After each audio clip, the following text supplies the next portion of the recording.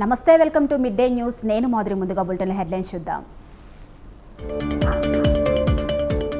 Budget session చర్చ సందర్భంగా Congress versus BRS అధికార విపక్ష నేతల మధ్య మాటల యుద్ధం.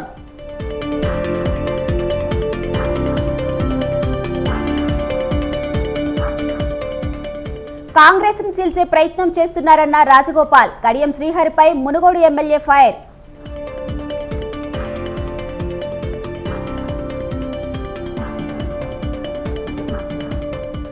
రాష్ట్రంలో దొంగ ఓట్ల అక్రమాల్లో సజ్జలదే పాత్ర. 2 చోట్ల ఓటుకు దరఖాస్తు చేశారన్న ధూళిపాళ్ల.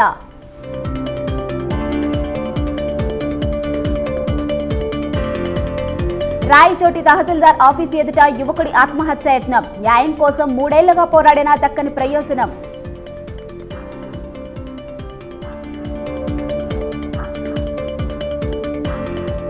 తెలంగాణలో మండిపోతున్న ఎండలు. మార్చిలో మరింత పెరుగుతాయన్న వాతావరణ శాఖ.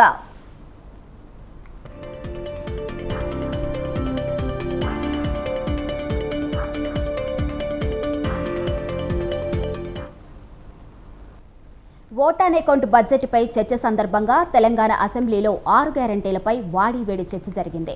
6 గ్యారెంటీలు అమలు చేయకుండా ప్రభుత్వం తప్పించుకునే ప్రయత్నం చేస్తుందని బీఆర్ఎస్ ఎమ్మెల్యే కడియం శ్రీహరి అన్నారు. 6 నెలల్లో 6 గ్యారెంటీలు అమలు చేయడం సాధ్యం కాదన్నారు. ఎన్నికల కోడ్ వచ్చిందని తప్పించుకునే ప్రయత్నం చేస్తున్నారన్నారు.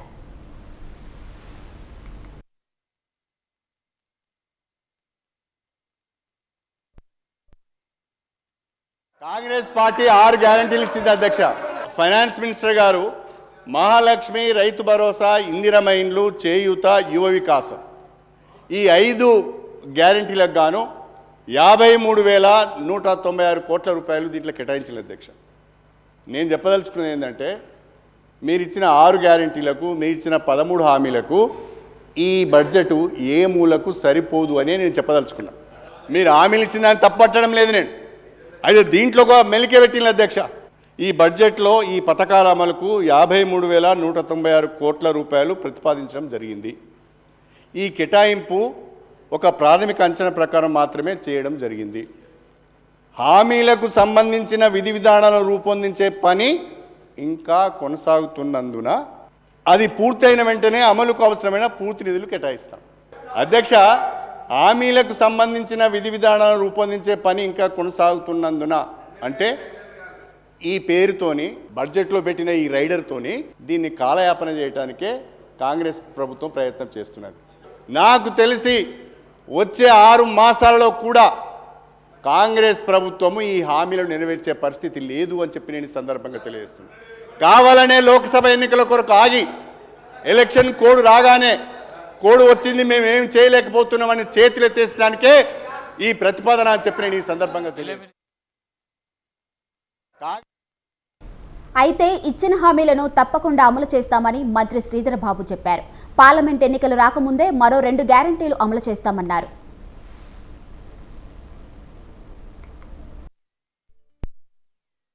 చెప్పిన ఈ బడ్జెట్లో ఈ పథకాల అమలుకు 53,196 కోట్ల రూపాయలు ప్రతిపాదించడం జరిగింది. విధి విధానాలకు సంబంధించి 100 రోజులు కూడా సమయం ఇవ్వాలి అధ్యక్ష. 3వ రోజే మేము 7వ తారీఖు నాడు ప్రభుత్వాన్ని ఏర్పాటు చేస్తే 10వ తారీఖు నాడు హామీలు ఎందుకు మొదలు పెట్టలేదని అడిగిన టీఆర్ఎస్ పార్టీ వారికి నైతిక హక్కు ఉంది అధ్యక్ష. మేము ఇచ్చిన హామీలు కానీ ప్రతి ఒక్కటిని కూడా అమలు చేయాలని చిత్తశుద్ధితో పనిచేస్తూ ఉన్నాం. ప్రజలకు అర్థమవుతా ఉంది. ఈ సందర్భంలో 100 రోజులు కంప్లీట్ కాలే. వారు ఏమనుకుంటున్నారంటే వీరు ఎట్టి పరిస్థితుల్లో ఈ హామీలు అమలు చేయొద్దు అని వారికి అభిప్రాయం ఉంది. వారి అభిప్రాయం ఉంది, ప్రజలకు ఏది చేయొద్దు ఈ ప్రభుత్వం అని ఉంది. కానీ మేము చెప్తా ఉన్నాం అధ్యక్ష, వారు ఎన్ని ఆ విధంగా కోరుకున్నప్పటికీ, ఖజానాలో డబ్బులు లేనట్టి పరిస్థితి వారు తీసుకొచ్చినప్పటికీ ఈరోజు మేము చెప్తా ఉన్నాం, ఆర్థిక క్రమశిక్షణ తీసుకొచ్చి ప్రతి ఒక్క హామీని అమలు చేస్తాం. మేము ఏదో ఎన్నికలు వస్తున్నాయని కాదు, ఎన్నికల రాకముందే డిసెంబర్ మాసంలోనే 13 అంశాల్లో 2 ప్రధానమైన హామీలను నిలబెట్టుకున్నాం. మేము ఖచ్చితంగా మేము ఇచ్చిన 6 గ్యారెంటీలతో పాటు ఇంకా మేనిఫెస్టోలో చెప్పిన ప్రతి ఒక్క అంశాన్ని ఒక ప్రణాళికాబద్ధంగా తప్పకుండా అమలు చేస్తాం. ఎవరికి అపోహలు వద్దని ప్రత్యేకంగా టీఆర్ఎస్ పార్టీకి సంబంధించిన మా గౌరవ శాసనసభ్యులకు అపోహలు ఉండొద్దని మేము కోరుతా ఉన్నాం. కాళేశ్వరం ప్రాజెక్టుపై మంత్రి పొన్నం ప్రభాకర్ వాస్తవాలు చెప్పాలని డిమాండ్ చేశారు బీఆర్ఎస్ ఎమ్మెల్యే కేటీఆర్. 3 బ్యారేజీలు 15 రిజర్వాయర్లు ఉండే కాళేశ్వరంలో ఒక్క బ్యారేజీలో 3 పిల్లలకు ఇబ్బంది జరిగితే దానికి మరమ్మతులు చేయాలన్నారు. కేసీఆర్పై కోపం ఉంటే రైతులకు అన్యాయం చేయొద్దన్నారు.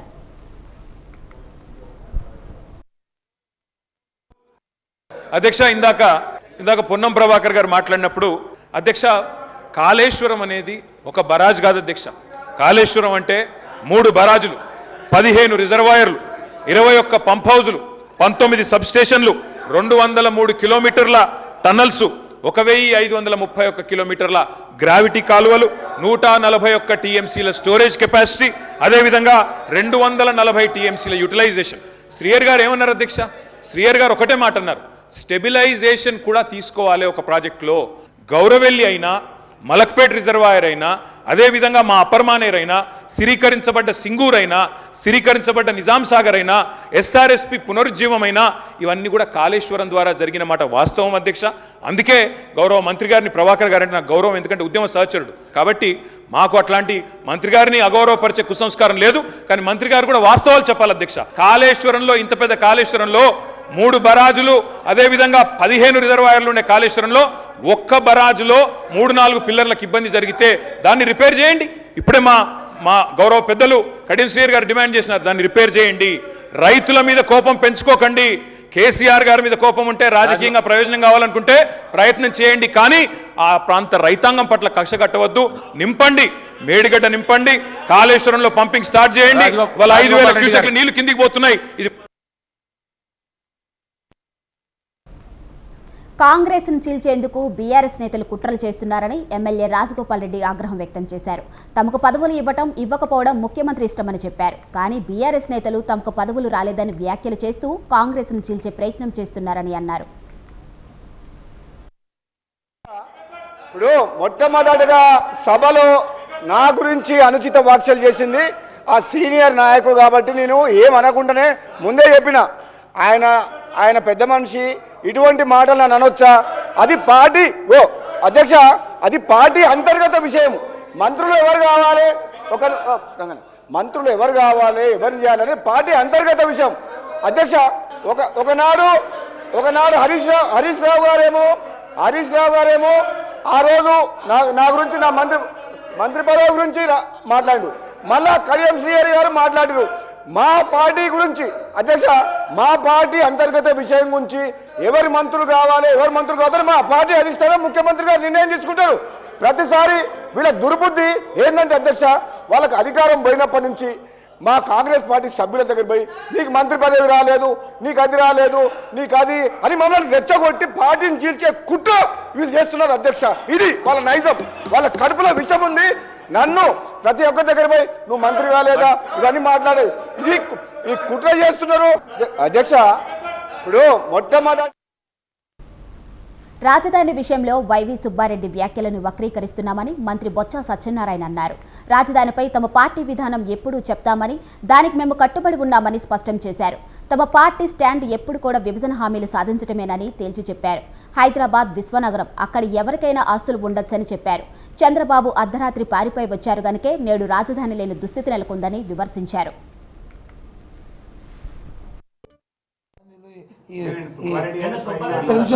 ఆయన అన్ని మాట ఏంటి, మీరు వచ్చి ఎంపీగా అయితే మీ ప్రయారిటీ ఏంటని అడిగారు. మీరు రాజ్యసభ మెంబర్గా గెలిచిన తర్వాత మీ తాలూకా ప్రయారిటీ అని అడిగారు. విభజన చట్టంలో చాలా అంశాలు ఉన్నాయి, అంశాలు వచ్చి ఫుల్ఫిల్ అవ్వలేదు. ప్రత్యేక హోదా కానీ, లేకపోతే ఆ రోజు ఉమ్మడి రాజధాని ఉన్నప్పుడు వచ్చి అక్కడి నుంచి వచ్చేసాము. దాంతోపాటు రెవల్యూషన్ ఫండ్స్ రావాలి, తెలంగాణ నుంచి మాకు రావాల్సిన నిధులు కూడా ఉన్నాయి. దాంతోపాటు ఏదైతే విద్యాలయాలు ఉన్నారో అవన్నీ ఇస్తామన్నారు, ఇంకా అవన్నీ రాలేదు. ఇవన్నిటి కోసం నేను కృషి చేస్తాను అని చెప్పి మాట అన్నారు. అంతేగాని హైదరాబాద్ ఉమ్మడి రాజధాని మళ్ళీ మాకు కొనసాగించాలని కోరుతానని అన్నారు. 100% ఒక్కరికి చెప్తున్నారు, అది కాదు, ఇది పార్టీ మాటగా చెప్తున్నాం, ఇది పార్టీ స్టాండ్గా చెప్తున్నాం. నేను చెప్తా, ఆయన అనలేదు అని వ్యక్తిగత వ్యాఖ్యలేంటి? ఆ మాటలు నేను తెలంగాణ నాయకులు ఎవరు మాట్లాడంటే ఇష్యూ లేని దానికి ఏంటి? వస్తు తాటాకు చెప్పులకి బెదరాలి, కానీ మేము బెదరం. భారతదేశంలో ఎవరెక్కడికి వెళ్ళడానికి హక్కు ఉంది, కానీ లేని విషయాన్ని ఊరికి రేకెత్తించడం కరెక్ట్ కాదనేది. 2 చోట్ల ఓటు దరఖాస్తు చేసి సజ్జల కుటుంబం నేరానికి పాల్పడిందని టీడీపీ నేత ధూళిపాలి నరేంద్ర అన్నారు. తప్పుడు సమాచారం ఇచ్చిన సజ్జల కుటుంబంపై చర్యలు తీసుకోవాలని డిమాండ్ చేశారు. సెక్షన్ 30 ప్రకారం ఎన్నికల సంఘం తక్షణమే చర్యలు తీసుకోవాలని అన్నారు. పొన్నూరు, మంగళగిరి ఈఆర్ఓలపైన ఈసీ చర్యలు తీసుకోవాలని కోరారు. రాష్ట్రంలో దొంగ ఓట్ల అక్రమాల్లో కథా స్క్రీన్ ప్లే అంతా సజ్జలే అని ధూళిపాలి నరేంద్ర ఆరోపించారు. సజ్జల రామకృష్ణారెడ్డి గారు ఇదేమో ఆయన ట్విట్టర్లో పెట్టాడు, ఇదేమో ఆయన ప్రెస్ రిలీజ్ చేశాడు. ఆయన ఏమంటాడు, మాకంట ఒక తెలుగుదేశం నాయకుడికి మాకేమో కళ్ళు పచ్చగా ఉన్నాయంట, మరి మాకు పచ్చగుండా ఆయనకి ఏమైనా బ్లూగా ఉన్నాయా కళ్ళు వేసిన తప్పు దొంగ దొరికిన తర్వాత ఇదిగో ఈయన దొంగ ఓట్లు సృష్టించాడని చెప్పి మేము బహిర్గతం చేసిన తర్వాత ఆయన ఏం విమర్శిస్తాడు, తెలుగుదేశం వాళ్ళకంట పచ్చగా ఉంటాయంట కళ్ళు, ఎల్లో మీడియా అంట. నేను ఛాలెంజ్ చేస్తున్నా, నేను చూపెట్టిన దానిలో మరి నేను ఎలక్షన్ కమిషన్ ఆఫ్ ఇండియాను కూడా డిమాండ్ చేస్తా ఉన్నా, ఈ అంశం మీద సమగ్రమైన విచారణ చేయాల్సిన అవసరం ఉంది.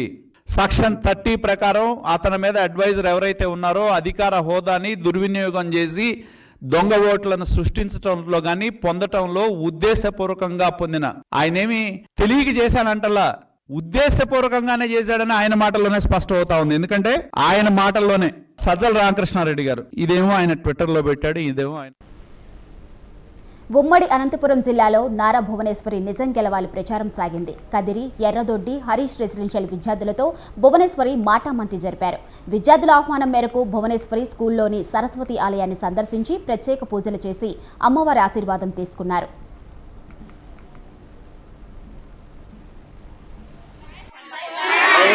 That's a big number, అవునా కాదా?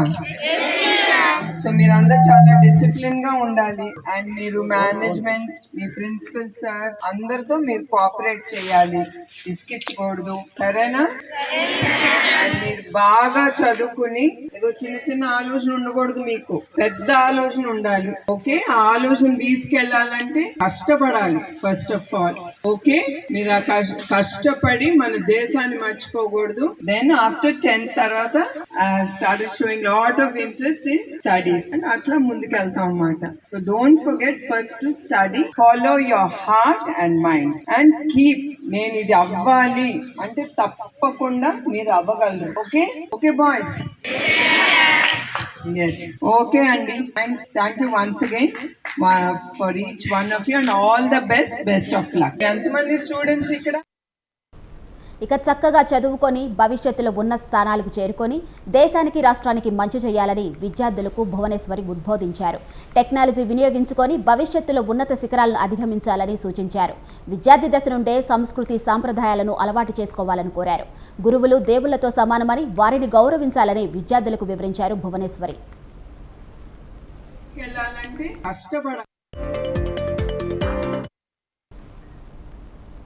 రాష్ట్రంలో వైసీపీ ప్రభుత్వం అన్ని రంగాల్లో విఫలమైందని, పాలనా రంగం పూర్తిగా విలువలను కోల్పోయిందని మాజీ ఉపసభాపతి మండలి బుద్ధ ప్రసాద్ అన్నారు. అవనిగడ్డ తెలుగుదేశం పార్టీ కార్యాలయం వద్ద తెలుగు యువత ఆధ్వర్యంలో తలపెట్టిన అడుగుదాం ఆంధ్ర కార్యక్రమం గోడ పత్రికను బుద్ధ ప్రసాద్ ఆవిష్కరించారు. వైసీపీ పాలనలో రాష్ట్రం అధోగతి పాలైందని బుద్ధ ప్రసాద్ అన్నారు.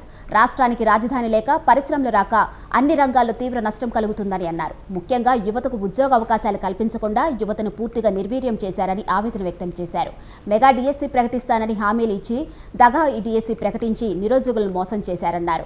ప్రశ్నించిన వారిపై వ్యవస్థలను ఉపయోగించి వారి గొంతు నొక్కుతున్నారని అన్నారు. దేశంలో అత్యుత్తమ ప్రమాణాలు గల ఐఏఎస్, ఐపీఎస్ వ్యవస్థ పూర్తిగా దిగజారిపోయిందని ఆవేదన వ్యక్తం చేశారు.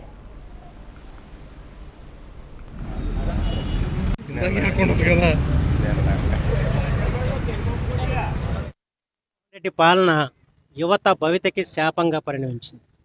ఆయన పాదయాత్ర సమయంలో ప్రతి నెల 1వ తారీఖు, జనవరి 1వ తారీఖున జాబ్ క్యాలెండర్ ఇస్తానని చెప్పి మెగా డిఎస్సీ ప్రకటిస్తానని చెప్పి యువతని వంచాడు. ఆయన మాటలు నమ్మి యువకులు మోసపోయిన పరిస్థితి వచ్చింది. ప్రత్యేకించి మెగా డిఎస్సీ ప్రకటిస్తానని చెప్పిన వ్యక్తి ఇవాళ దగా డిఎస్సీని ప్రకటించాడు. నిజంగా ఒక్కొక్క యువకుడి యొక్క గాథలు వింటారంటే హృదయ విదారకంగా ఉంటాయి. అప్పులు సప్పులు చేసి తండ్రి పంపించిన డబ్బులతో, అర్ధాకెలతో జీవితాన్ని గడుపుతూ భవిష్యత్తు మీద ఆశతో మెగా డిఎస్సి వస్తాయి, మా అందరికి కూడా అవకాశాలు లభిస్తాయి, ఉద్యోగ అవకాశాలు వస్తాయి, మాకు ఒక స్థిరమైన జీవితం ఏర్పడుద్ది అని చెప్పన్న ఆలోచనతో వాళ్ళందరూ కూడా ఇక్కడ ఈ 4.5 సంవత్సరాలకు గడిపారు. కానీ చివరికి ఏంటి, 6,000 పోస్టులతో ఒక దగా సీఎం జగన్ కేబినెట్లో ఆయన కీలక మంత్రి. ఉత్తరాంధ్ర వైసీపీలో నేతగా కూడా గుర్తింపు పొందారు. జనసేన అధినేత పవన్ కళ్యాణ్పై విమర్శనాస్త్రాలు సంధించడంలో ఆయన ముందు ఉంటారు. అలాంటి కీలక మంత్రికి వచ్చే అసెంబ్లీ ఎన్నికల్లో టికెట్ ఇస్తారా లేదా, జగన్ మార్పులు చేర్పుల్లో ఆయన బలికాక తప్పదా, ఆయన ఎక్కడి నుంచి పోటీ చేస్తారన్నది ఇంతవరకు సీఎం జగన్ ఎందుకు స్పష్టత ఇవ్వడం లేదు? ఇంతకీ ఆ మంత్రి ఎవరు చూద్దాం.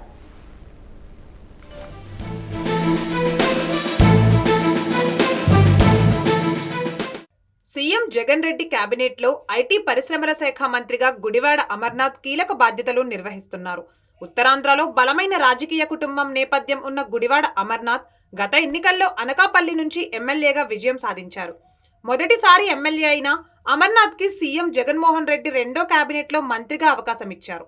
ఎంతో కీలకమైన పరిశ్రమలు, ఐటీ శాఖ బాధ్యతలు కూడా కట్టబెట్టారు. పరిపాలనా రాజధానిగా చెబుతున్న ఉమ్మడి విశాఖ జిల్లా నుంచి ఆయన మంత్రిగా ఉన్నారు. మంత్రి అమర్నాథ్ తన శాఖకు సంబంధించి చేసే కామెంట్స్ సోషల్ మీడియాలో విపరీతంగా వైరల్గా మారుతున్నాయి. రాష్ట్రానికి పెట్టుబడుల అంశాన్ని కోడిగుడ్డుతో ముడిపెట్టి ఆయన చేసే వ్యాఖ్యలు గతంలో హాట్ టాపిక్గా మారాయి. దీంతో ఆయన్ని ప్రతిపక్షాలు కోడిగుడ్డు మంత్రి అంటూ విమర్శలు చేస్తున్నారు. ఇంకా పవన్ కళ్యాణ్పై విమర్శలు చేయటంలో ఆ మంత్రి ఫైర్ బ్రాండ్. పవన్ సామాజిక వర్గానికే చెందిన నేత కావడంతో వైసీపీ అధిష్టానం కూడా మంత్రి అమర్కి ఫ్రీ హ్యాండ్ ఇచ్చింది.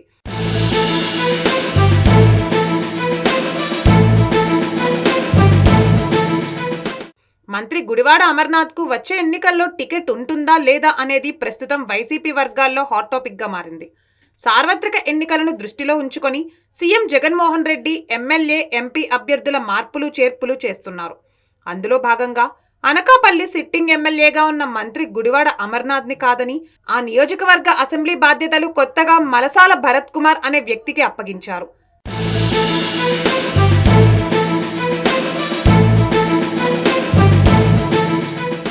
మంత్రి పెందుర్తి, గాజువాక, చోడవరం అసెంబ్లీ స్థానాల్లో ఎక్కడో ఒక దగ్గర నుంచి పోటీ చేస్తారంటూ పెద్ద ఎత్తున ప్రచారం జరిగింది.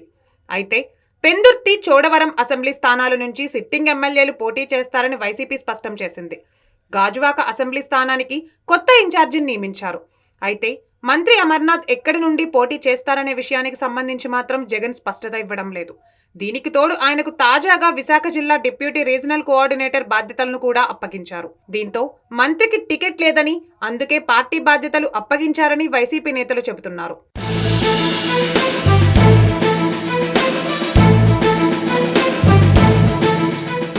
మంత్రుల టికెట్ విషయం కూడా గందరగోళం పడడంతో ఇతర నాయకులు, కార్యకర్తలు సందిగ్ధంలో ఉన్నారు. మంత్రి అమర్నాథ్ కూడా తన రాజకీయ భవిష్యత్ జగన్ చూసుకుంటారని చెబుతున్నారు. వచ్చే ఎన్నికల్లో సీఎం జగన్ ఎక్కడి నుంచి పోటీ చేయమన్నా పోటీకి సిద్ధం అని చెప్తున్నారు.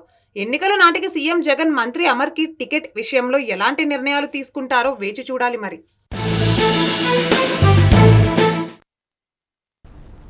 జగిత్యాల మున్సిపల్ వైస్ చైర్మన్ పై ప్రవేశపెట్టిన అవిశ్వాసం వీగిపోయింది.